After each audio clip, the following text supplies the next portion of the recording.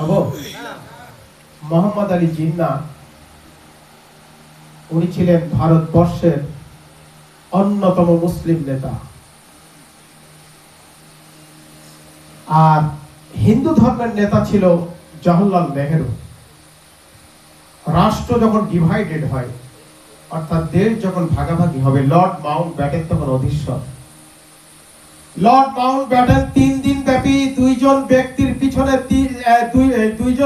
পিছনে দুইজন সোর্স নিয়োগ দিয়েছিল। 3 দিন পরে ভাগাভাগি হবে।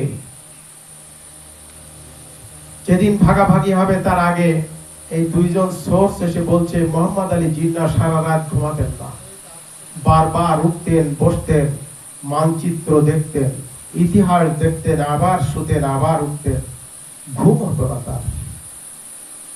ওদিকে জওহরলাল নেহেরু পূর্বের ন্যায় স্বাভাবিকভাবে ঘুমাতেন। লর্ড মাউন্ট ব্যাটেন ডেকে বললেন, জিন্নাহ সাহেব, আপনি কেন ঘুমাননি এই 3 দিন? আপনার গতিবিধিটা ছিল এমন। মোহাম্মদ আলী জিন্নাহ বলেছিল, মুসলিম জাতি হচ্ছে ঘুমন্ত জাতি, তাই তার নেতৃত্ব দিতে গেলে জাগ্রত থাকতে হয়।